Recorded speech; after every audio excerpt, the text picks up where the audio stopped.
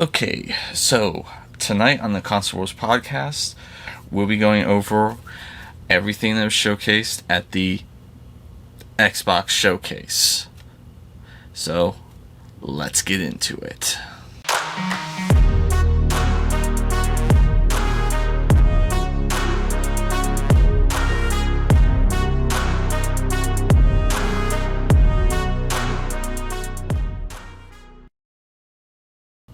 Yes, this is not airing on a Sunday because I decided not to wait an entire week to do this, and plus, Console Wars podcast is becoming more of a not weekly thing, but more of a special event type thing, so I figured we're not going to so much do this on exclusively Sundays. They'll probably happen on Sundays at future points in this series, but they're not going to be exclusive to Sundays. However, we will be doing them at 5 o'clock.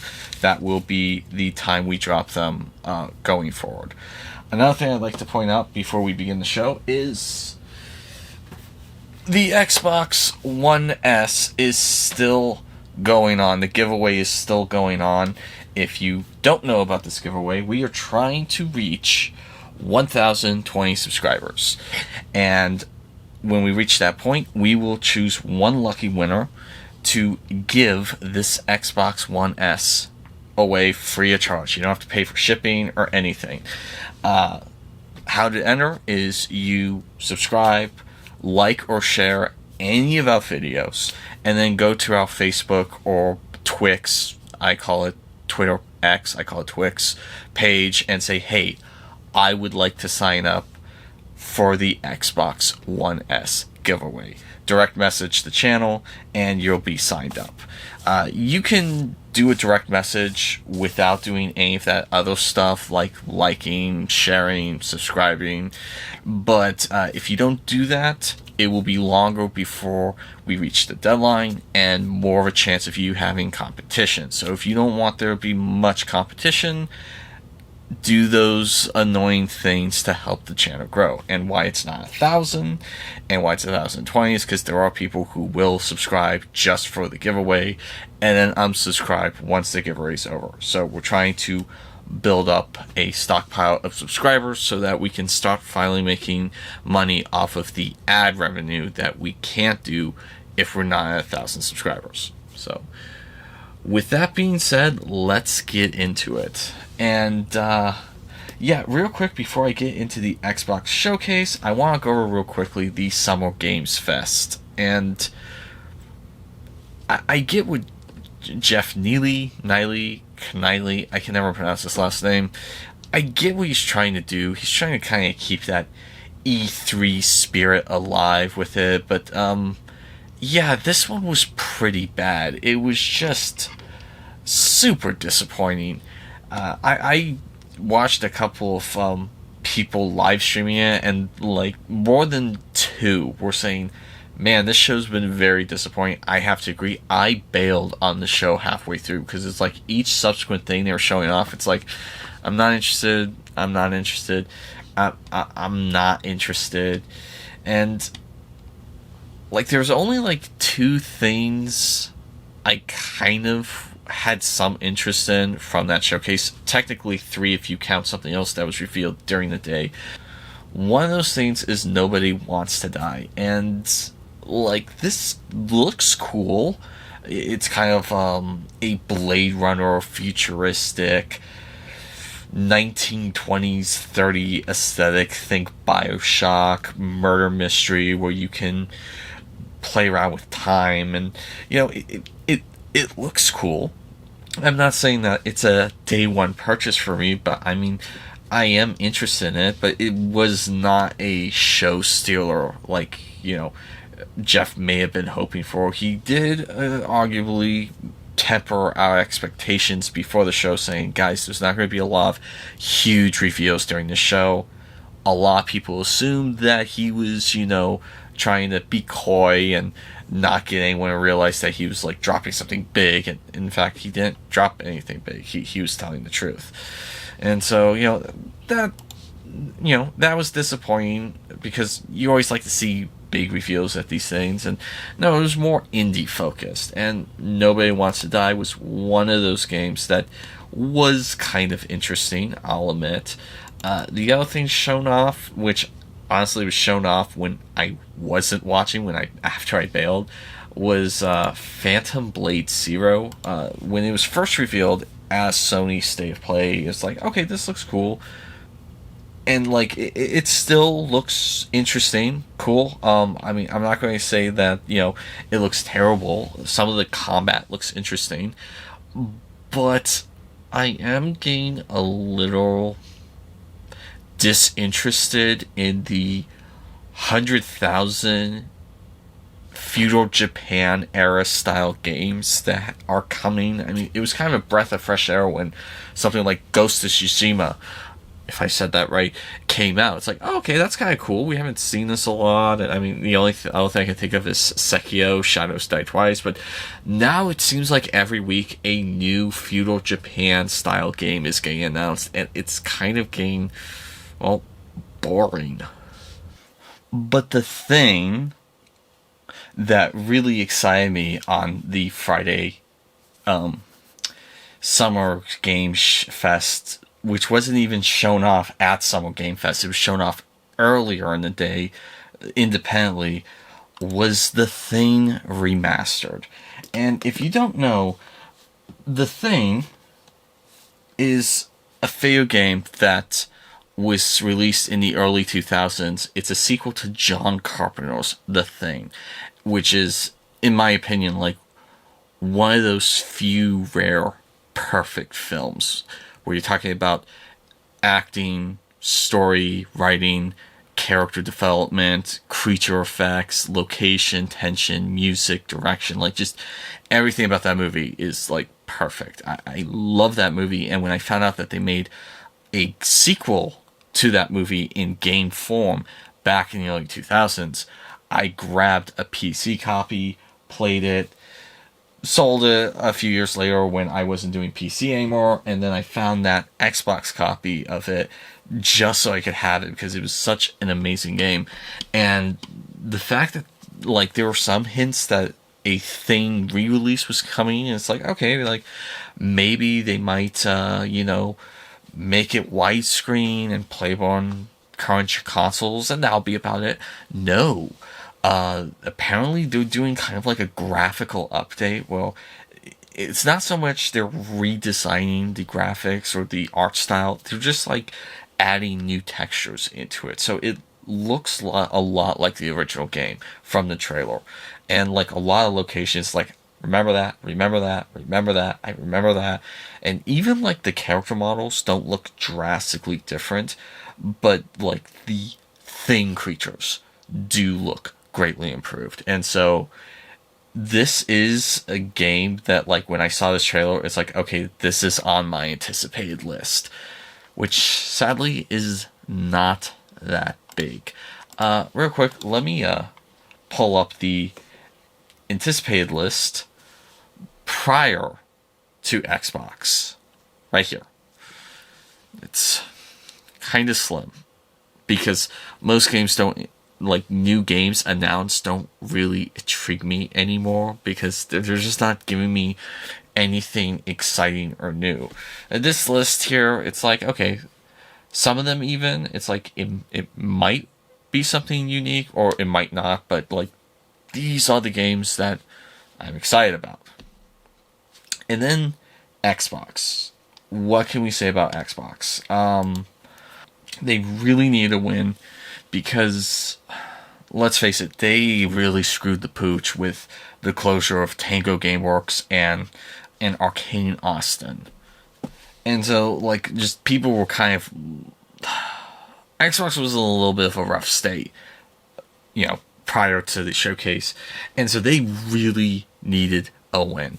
And, look, I gotta be honest, it was a pretty damn good showcase. I mean, there was a lot of stuff in the showcase, which I will go over step by step in a minute, that I didn't like. But even the stuff I didn't like, it's like, no, I mean, that game's not my cup of tea, but like this was overall an absolute solid showcase. It's one of the best showcases I've seen in a long time. Now, some people may say, well, that's just the Xbot, in you speaking, and you love to hate on Sony. Okay, admittedly, I do like to hate on Sony, especially with their PS5 generation, because I have I have so many Sony consoles. I like Sony. I'm not like a diehard Xbox only guy, but let's be honest, Sony's really been screwing the pooch this generation. And like their last State of Play showcase, it was just kind of like a low effort. We gotta throw something out so that at least it seems like we're trying to compete with Xbox. And I've been hearing rumors that they might do a big showcase later on in the year, and that they were just waiting to see how Xbox does theirs so they can kind of emulate. That just might be some Sony ponies like hoping because of how bad the last State of Play showcase was. I don't know. All I know is that, surprisingly, 2 of the games on my most anticipated list were from that last showcase, but they were the only 2 things that I was remotely intrigued by. And they were third-party VR games, so it wasn't really anything Sony did. They just managed to get the trailer for the showcase. But I mean, okay, so seriously, how good this showcase could have been. I mean, this could just be the Xbox fanboys, going, yo, it was perfect in every way. No. This was not a perfect showcase, okay? Keep that in mind. There was a lot of stuff in this showcase I had no interest in. Just from a third perspective, outside perspective, as it were, it was pretty solid. So, with the first thing, it was kind of expected that this was going to be the first thing they launched with, but the Call of Duty Black Ops 6 full reveal. It was already revealed, a week ago, that was going to be the next game coming out this year. And, I'm in a weird state with Call of Duty right now. One of my worst ratings I've ever given for anything was for Call of Duty Modern Warfare 2. 2023, not 2009. It's currently at a 1 out of 11.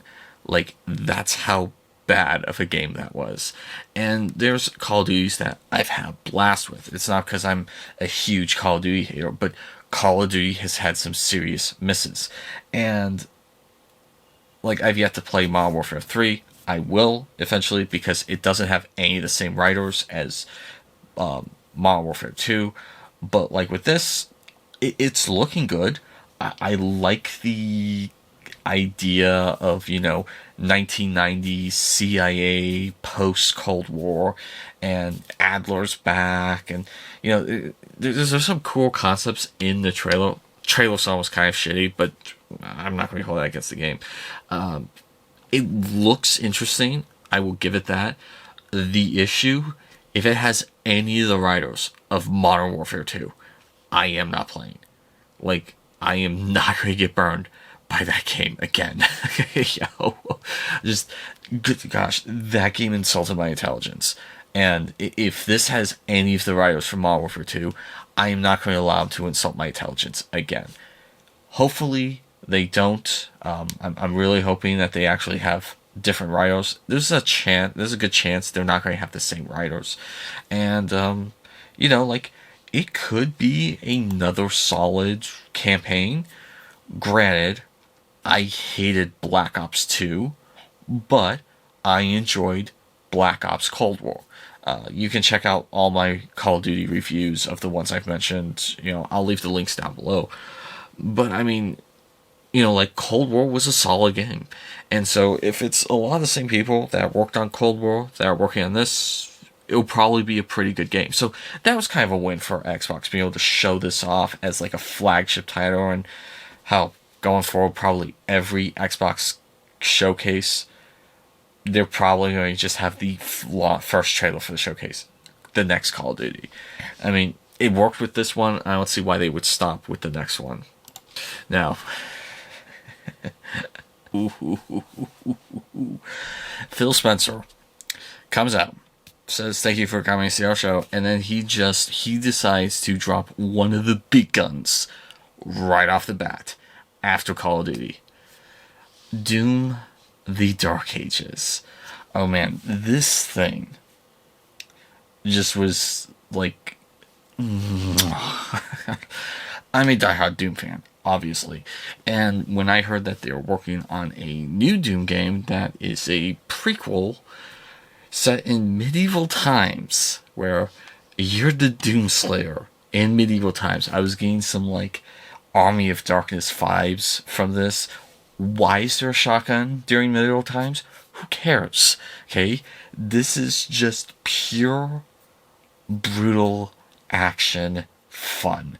And this thing just looks so glorious. It looks so outstanding and awesome. And just like this immediately went on my anticipated game list. How limited it is. Like this, absolutely, I want to get. This thing just looks so cool. So cool. So cool. Then they dropped a trailer on State of Decay, and like, there's no release date. It's still probably not coming out anytime soon, but it's neat to see an update on it. And I think they showed some gameplay in the trailer. It felt very CGI, but like a couple of the shots, I was getting some serious like gameplay vibes from it. So I don't know if this is like just to give you a sense of what the gameplay is going to be like, but like if this is actually like in game, it's going to be quite a looker. Especially since the last one, it was okay, but it didn't look amazing. Some of the environments look nice, but like the character models didn't look that great. And so it'll be interesting to see more on this. I still haven't played the second one yet. I haven't played it. But no, like this was another good win for Xbox, showing this off, finally giving people some ideas of what this is going to be like.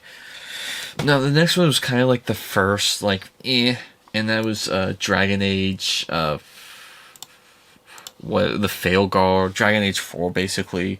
Like, I don't know, I didn't care for the art aesthetic. I don't care for some of the things I've been hearing about the developers, how they're not making a good game first, but they're putting, political activism first, which isn't necessarily a deal breaker for me, but it's always like a red flag for me whenever I see anything with movies or games. And I mean, is this a pass for me? Maybe. I mean, I got plenty of sword and sorcery fantasy games in my library that I need to play. Like the first 3 Dragon Age games I haven't played yet. So when I see like a trailer for a sequel to a game of a series that I have plenty of chapters that I haven't gotten around to playing yet, it's kind of like I mean, sure, it looks okay. It might be good. It might not be. I don't know. I'm not that excited about this, so I won't say this was a loss for them, but I didn't really care for this. Now, one that was like obvious it was going to show up because they already announced like kind of the release date was the Starfield DLC. And I mean, yeah, it looks great. It looks like they're going with more of like a aliens horror vibe with it. But the thing is, I've yet to even finish the base game that I have. I've started playing it, but I mean, until I like get more into the base game, I'm not gonna get too overly excited for this. It's cool that the DLC is coming out. One thing I did like was that they've now released like community mods on the Xbox version and the PC version, and so you can now start seeing what kind of mods the community has been able to make. If you look at Fallout 4, which is made by the same company, there's some truly impressive mods that have come out for that game. So it'll be interesting to see what people make with Starfield. Now they showed off something for Fallout 76, which it was to be expected that they do something with Fallout because of the huge success of the series. But, it was like a lot of people were hoping for like a Fallout 3 remastered, or what would have been really cool is there's a team working on a first-person version of Fallout 2 with like over 100 people working on it. it would have been really awesome if Xbox like approached them and said, "Hey, we'll give you some cash to spruce this up and get a console and official release." Like, it would have been so dope if Microsoft did that. They didn't though. They just showed off a little bit of Fallout 76, and it's like, I'm not a huge Fallout 76 fan. I would prefer to see something else with Fallout. I understand it's getting more of a fan base now, especially thanks to the show, but you know, kind of hoping for something else besides Fallout 76. But right now, that's kind of all Xbox has to show for is Fallout 76. Now, something that seemed really intriguing was this game called Expedition 33, and apparently it's a turn-based game. I read afterwards.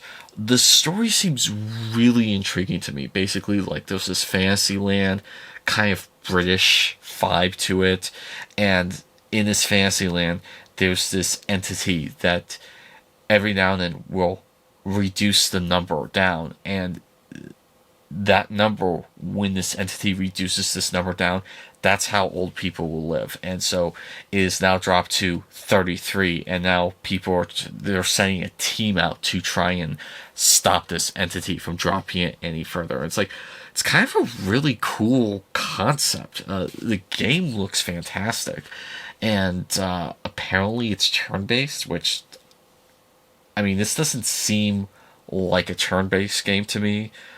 I guess looking closer at the gameplay, it is a turn-based game, but I mean, I don't know, I might give it a try because it looks interesting, if I'm being completely honest. Now, unfortunately, they showed off South of Midnight, and like, this trailer looks great. Don't get me wrong. I love the concept of like taking the South Bayou and like creating like this mythology with the like Louisiana Southern Bayou, you know, voodoo, New Orleans like aesthetic to it with these fancy creatures. Like, it's a really interesting concept, but I really want to be excited for this, but I can't because Sweet Baby Inc. is involved. And I've already released a video on why I'm not going to get anything else made by Sweet Baby Inc. if I can help it. Some might get through that I don't know about. I mean, like, the gameplay here looks pretty good. Admittedly, the cutscenes are a lot more choppy than the actual gameplay, which is a little weird. But, like, it looks fun. It's just, you know, Sweet Baby Inc.'s involved. And, like, I've also read that like the original pitch the team made was different than this, and like Sweet Baby Inc. changed a lot of the pitch, which made a lot of the original team leave out frustration because it's like, this isn't the game we pitched, and like that sucks. And so, I mean, maybe they may announce that Sweet Baby Inc. has left the project, and I would absolutely play this if Sweet Baby Inc. leaves. But yeah, this is gonna be a hard no for me. It was a new trailer for World of Warcraft: The War Within for PC. They didn't say for Xbox, and like, it looks cool, but it's an MMORPG, which I don't really care about those, and so it's like, eh. Then they had a trailer for Metal Gear Solid Snake Eater 3 Remake, or it's called Metal Gear Solid Triangle Snake Eater, or Metal Gear Solid Delta Snake Eater. I guess that triangle means Delta. They made an already long name confusing, which is stupid. And like, yeah, it looks nice. I don't think the third one needed to be remade a second time, because you remember the 3DS already got like a remake. And I mean, yeah, this looks great, and it looks like it's gonna be a lot of fun. I will probably get it, but they really should have remade one. You know, the one that looks like trash. You know, the one that has not aged well. 3 has aged pretty well. 3, you can pop in a PS3 or PlayStation 2 even. It still looks nice. The original Metal Gear Solid 1 doesn't. Story's great, though. And I mean, like, yeah, this one looks great, but it's weird that we didn't even get a targeted release window. Like, I mean, come on, a year even. 2025, 2026, just anything, guys. They didn't do that. They just gave us the trailer, and that was it. It was over. Next up, they had something for Sea of Thieves. I don't care about Sea of Thieves because it's predominantly an online-only game. Apparently, there's an offline mode you can play, but I don't really care. I didn't care for the art style. I understand, though. It's one of their live service games. It's a successful live service game. They're going to show it off, so it makes sense. Then they had this game that, like, I wasn't entirely sure how I felt about it. Like, part of me was like, it looks a little generic. Another part of me was like, no, that part looks good. That part doesn't look great, but that part looks good. And I was like, mix and match, and it was Flintlock of the Siege of Dawn. I said Dawn weird. It sounded like I said dong. And it's like, no, Dawn. It has potential. I'll give it that. It definitely could be an amazing game. I don't know yet, though. I need to see more of it. I need to see some first impressions. But there's potential, though. So, I'll say that's another win for Xbox with this showcase. And then the next thing they showed is Age of Mythology Retold. I don't care. I'm sure some people are really excited for it. I don't know. I don't care. Then one that a lot of people are saying don't expect, and I even heard some people say it's not going to show anything anytime soon, is Perfect Dark. And we finally got something for Perfect Dark. And the weird thing is they finally show us what Joanna Dark is going to look like, and what the absolute fuck? I don't get this. I really do not understand this push to make female game characters look more masculine and more masculine and more masculine. I mean, holy hell, that's a jawline that Batman would be, embarrassed to not have. I mean, good gosh, I've seen... Like, I have not seen a jawline that masculine on a guy, let alone a woman. Like, what have they done to Joanna Dark? And, I mean, I would love to know how the, actual face model actress looks, because there was this weird thing going around where the video game character looks ugly as fuck, and the actual person they base the in-game facial model off of is like, a vision of beauty. And it's like, why did you uglify this person? And they don't do it with male characters and male character models. You don't see it with them. It's only with women. And I don't get this. It's stupid. Why do you give her such a huge, giant jaw? I don't get that. Apart from that, the game actually looks really cool. I do like how Perfect Dark looks. Definitely got some Mirror's Edge vibes. It's gorgeous as all hell. I love the, city covered in plant life all over, but it's not like a post-apocalyptic city. It's like this weird fusion of wildlife and contemporary city, and it's kind of cool actually. A lot of Mirror's Edge vibes, which is cool. I like Mirror's Edge. That was a fun game, and I'm curious how much parkour they're actually going to do in this game, if it's just some segments or if it's going to be a huge aspect of the game. One of the things that looked really cool was some of the hand-to-hand combat finishers you can do on some of the enemies. It'll be interesting to see how that works out. Definitely this game has potential, and if this is still several years out, there might be a chance they change the face model in-game, because, yeah, woof. Then they did something for the expansion for Diablo.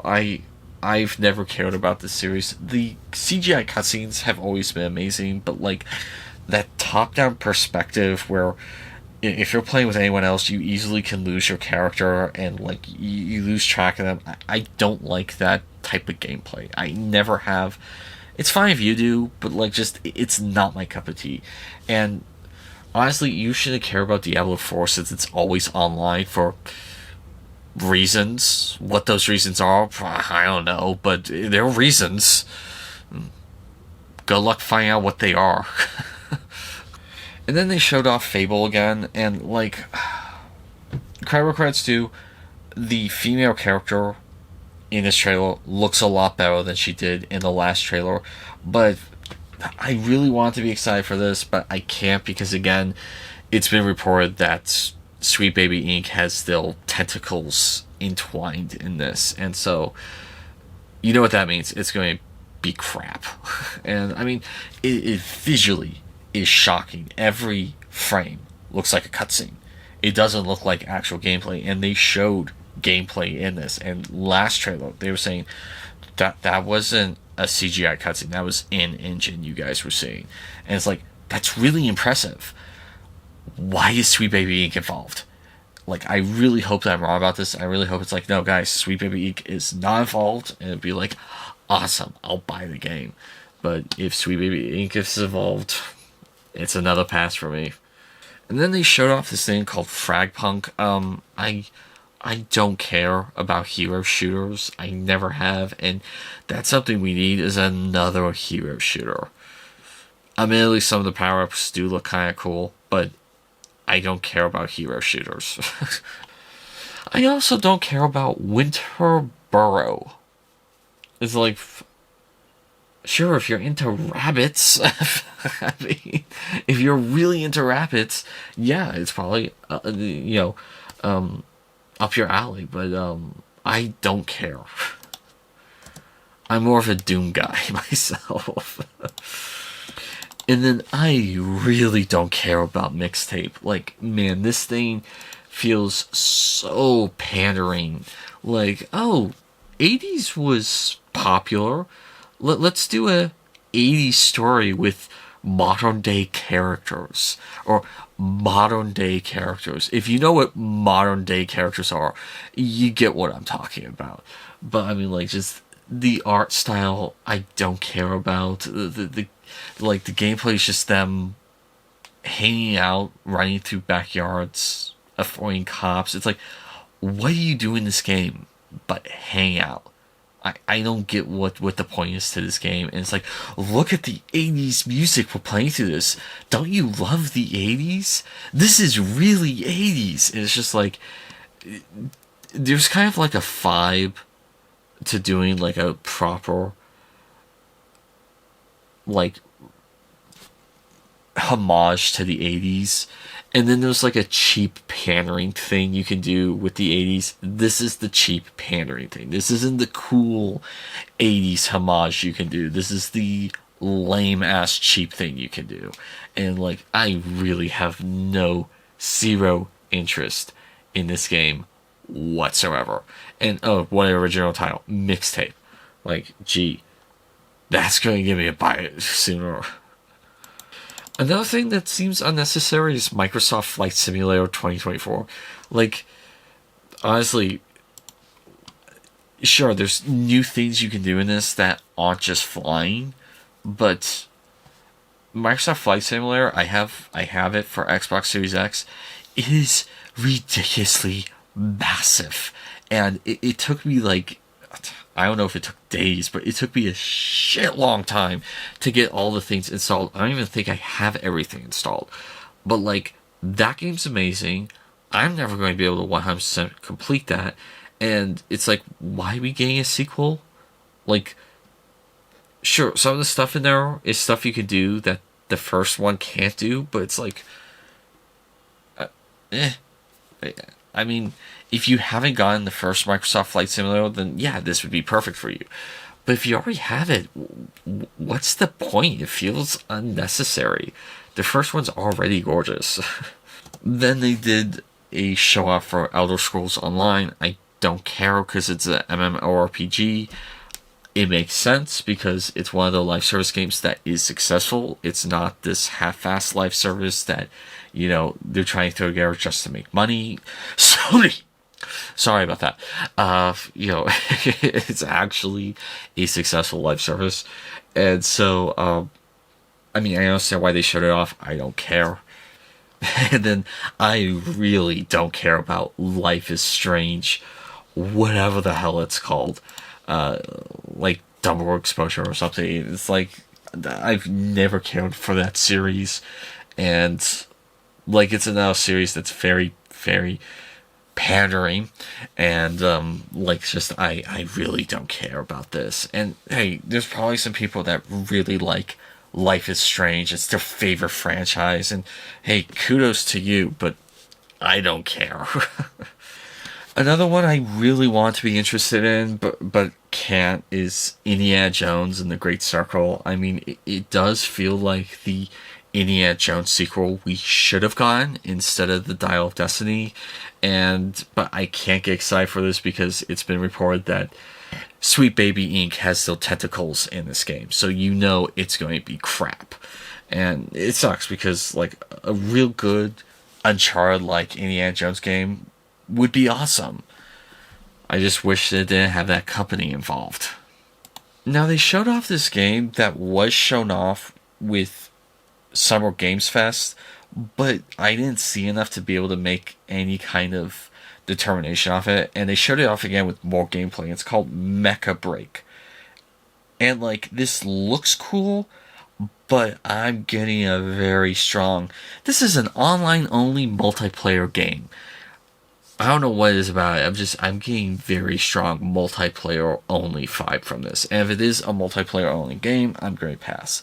If there is a single player component to it, yeah, I might actually check this out. It does look interesting, but I need to know a lot more first. Then they did this one called Wu-Chang Fallen Feather, and like this is like a Souls-like game. It looks intriguing. I kind of need to know more about it, but like graphically, it's gorgeous. Some of the creatures that are showing this lady fight look amazing.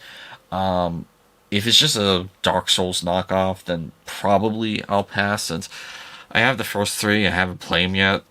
So, but I mean, it does look quite gorgeous, and I'd like to find out more. So, another win for Xbox. They showed off Avowed again, and like, I like the studio, Obsidian, but something about this just is not hooking me yet. There's nothing behind the scenes that's, pissing me off. The gameplay looks fine. Just for some reason, it's not hooking me. Now, it might eventually. If I find it eventually for a good price, I'll probably pick it up. But, like, just, it's not feeling to me like a must-buy. Like Doom the Dark Ages. Then they showed this one that, like, confused the hell out of me. And it's this game that, by Rebellion, when I saw Rebellion, I, like, started losing my shit because I naively thought, could this be Alien versus Predator? But no, they start showing, like, this World War II French town. I thought, oh, another Sniper Elite. But then it wasn't. It was like, wait a minute, that was a robot. And then they were showing, like, a medieval setting, and it's like, I was getting really confused here. It's like, wait a minute, what is this? You're shooting a bow and arrow, you have a revolver, you have a flashlight, there's, like, robots, but then there's, like, World War II Germans, and it's like, is this, like, a Sniper Elite knockoff or something? And then they got the title called, Atomfall. What the hell is Atomfall? Like, I have no idea what this game is about, and I'm not going to say nay or yay. It's coming next year, so we might get more next year. I have no idea what this is about. It looked really confusing to me, so kind of to be determined right now. Now, something that was a little surprising is I expected to see this with the Ubisoft Direct showcase that they're going to do on the 10th. But, like, they actually showed off the first gameplay for Assassin's Creed Shadows, which I was a little surprised by. I'm mixed on Assassin's Creed Shadows. Like, one, I posted on Twix that, like, I'm not buying Assassin's Creed Shadows, not because of, like, DEI or anything, but because I have like 9 that I haven't played yet, so I have no business buying another Assassin's Creed game when I have all these Assassin's Creed games I need to play. But I mean, on the subject of like people upset that one of the main playable characters in Japan is Yasuke, the Black Samurai, I'm a little bit mixed on it because one, before he was even announced in Assassin's Creed, I kind of always wanted to see something about this historical character because it was just like a fascinating story.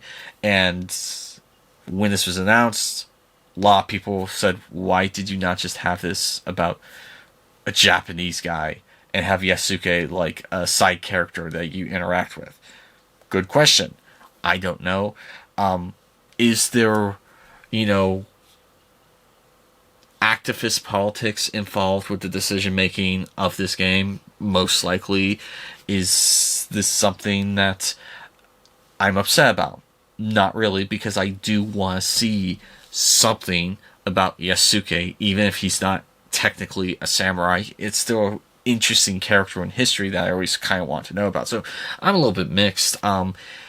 If it turns out that Sweet Baby Inc. is not involved with the making of this, I will probably pick it up.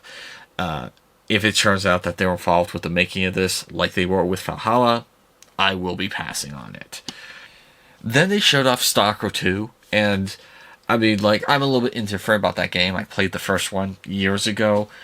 It's cool that they finally got a release date, and I will admit this trailer looked a little bit more realistic to what we should expect than some of the previous trailers where it's just like, you know, and with this one, I was like, okay, that seems a little bit more realistic, you know, like the ray tracing and graphics were toned down just like a couple notches, and so this will be one that I might eventually get. I wasn't super excited about it, but you know, it's neat to see that this company or this game developer that's operating in Ukraine right now finally got a release date. Then Sarah Bond came out on stage to close up the show, and I got a little concerned because it's like, is she going to cancel another studio? But no, she was saying like, we're thankful for all the studios that showed off, and they showed off 3 new consoles that are coming this winter. One of them may know. Okay. So one of them is a Series S with a 1 terabyte internal hard drive, which was greatly needed. It's still way too small, but greatly needed. And then they showed off one that I suspected for a long time, and that is a Series X all digital edition, which made a lot of sense to me. Like, I had suspected they were going to do that for a while, and it makes sense for the people who want an all digital library but want the power of the Series X.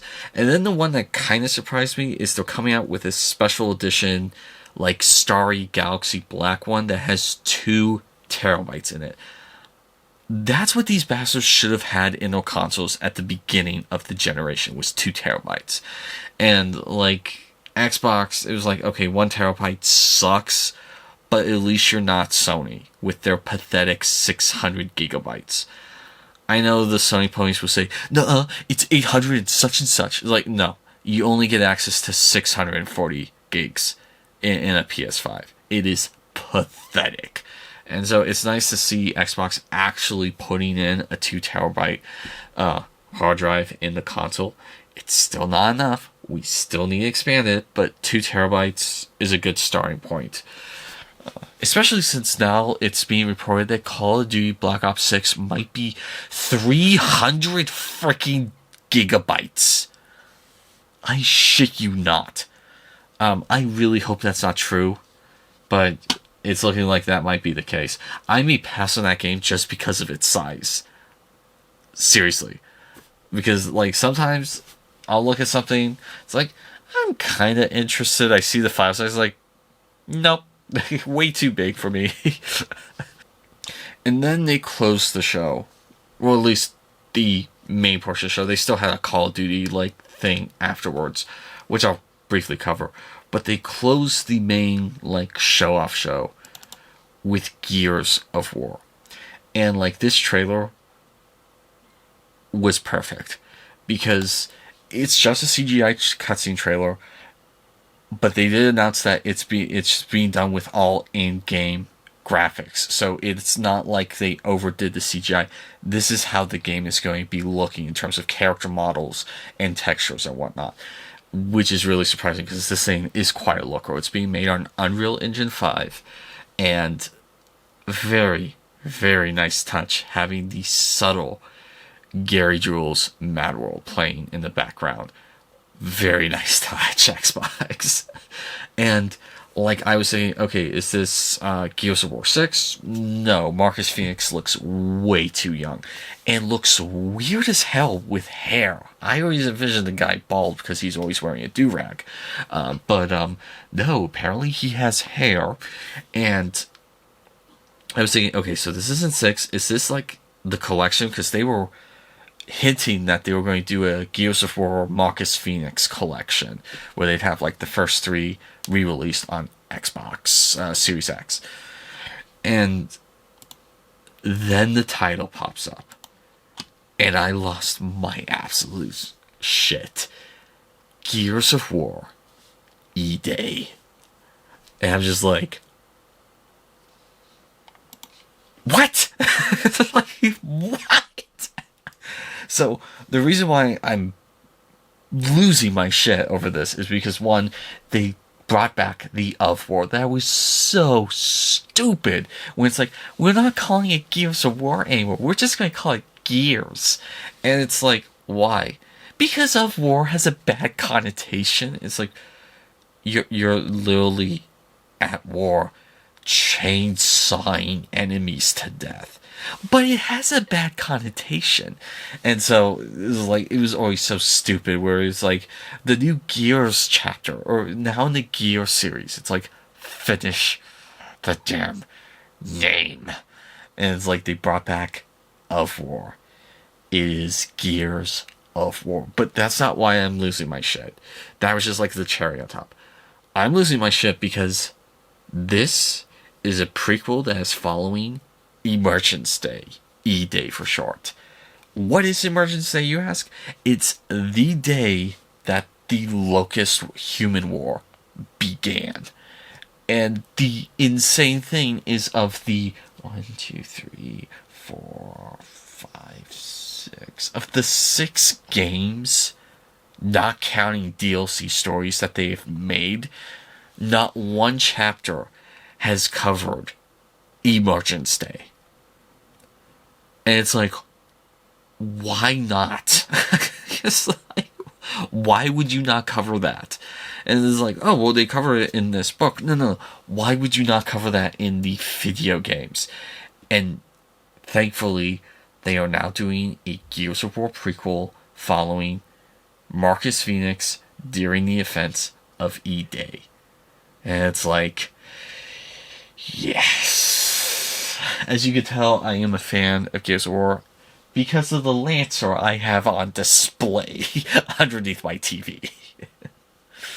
And that was the Xbox Showcase. But yeah, that was the Xbox Showcase. And like, overall, really impressive. I like they start off with a big heavy hitter, Doom the Dark Ages, and then they ended. And then they ended with another big heavy hitter, Gears of War E-Day. Like, I'm adding those 2 onto my anticipation list. Hopefully, Sweet Baby Inc. has something to do with Gears of War E-Day, because apparently they had something to do with Gears of War 5, which I didn't know at the time of buying. It kind of makes sense with some of the really dumb shit they do with the story, but here's hoping that they just go back to, like, pure, basic Gears of War. But yeah, impressive showcase. Even with the things I didn't care for, definitely had their fan bases. And like, overall, yeah, solid third-party lineup with like Metal Gear Solid 3, Triangle, Delta, whatever it's called, Flintlock, The Siege of Dawn. Pretty sure that's coming to PlayStation 5. The live service ones like Elder Scrolls, Sea of Thieves, Fallout 76. Doom is coming to PS5. They announced that on Sunday, which is really cool, and that's really awesome. That Doom isn't being made exclusive to Xbox, because Doom was never an exclusive. If you're counting PC, sure, but like when it hit consoles, it always stayed on consoles, and so I like that Doom is coming to PS5, and some really solid first-party exclusives like State of Decay 3, the Starfield DLC. Microsoft Flight Simulator felt unnecessary, but I mean, Avowed, Gears of War, E-Day, Stalker 2, I'm pretty sure, is going to be Xbox exclusive. So, yeah, no, like, this was an excellent showcase. Absolutely phenomenal showcase. And I'm hoping other companies will see this showcase and go, okay, we need to kind of design our showcases around this. Have a great heavy hitter at the beginning and a great heavy hitter at the end. I mean, just really, really awesome. And so, yeah, that's my take on the Xbox Showcase. What did you guys think? Were there any games I missed? I think I covered them all. Are there any games you think I'm wrong about and that they're going to be amazing that I said I didn't care for? Let me know in the comments down below. But that'll be all for this week's episode of the Console Wars podcast. My name's Chris Ricano with Lemon Out Reviews, and that will be all for today.